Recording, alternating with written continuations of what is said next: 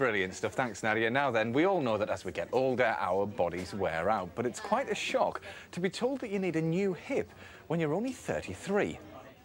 Oh. Yeah, just some pushing. That's just pushing. 33-year-old Kay works as an accountant at Guy's. 3 years ago, she had her hip replaced at another hospital because of a blood condition that corrodes her bones. But since then, her new hip keeps dislocating. Okay, just try and relax now. The pain is so terrible and really, really bad. You know, there's absolutely nothing I can do. I can't move, you can't sit up, you can't lie down. Kay's problem is that the socket of her hip replacement is actually in a position that isn't ideal. It's tilting far too far forwards. As a result, when she extends her leg, the edge of the socket can impinge, and so the ball can actually lever out of the hip socket and the hip can dislocate. Kay's hip joint is so unstable that she now needs another operation.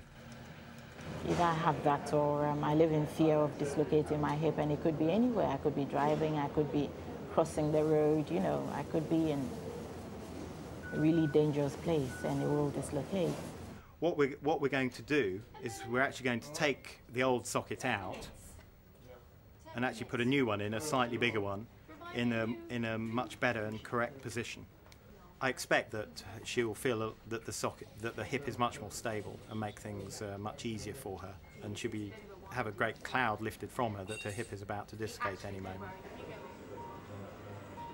Kay's blood condition means that this is the 4th time she's had surgery in 5 years. Through it all, through the pain, through the operations, through all my illnesses, I'm still able to come out smiling. Don't get me wrong, I do question God, and I do cry a lot. Oh, a lot, because I never thought I'd be going down this road again so soon. I'm exposing the socket so I can get the instruments around it and really see what I'm doing. And it's quite time-consuming because of the previous surgery. But we've got a pretty good view already, actually. We're nearly there. It's unusual enough to be doing this surgery on someone as young as 33, let alone putting in a second hip replacement. But there's worse to come. There's no trochanter here. There's nothing on the trochanter. I just wonder what on earth is going on.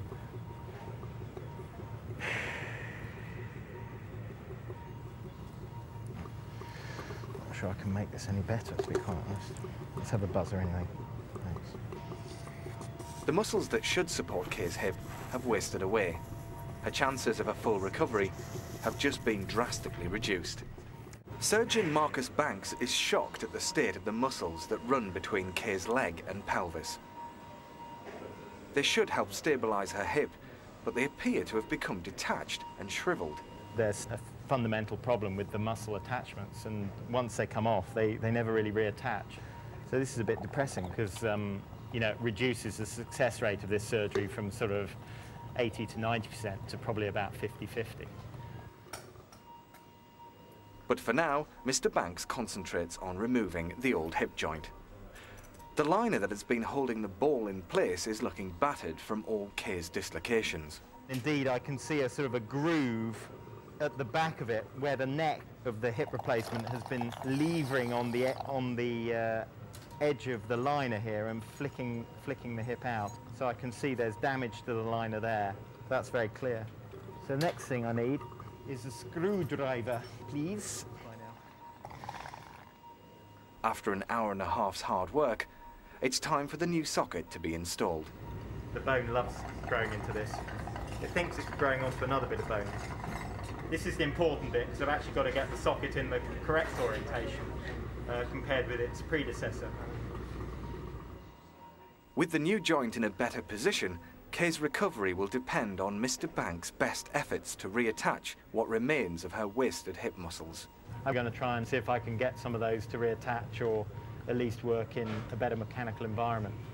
So, you know, it's 55 to 60% now, I suppose.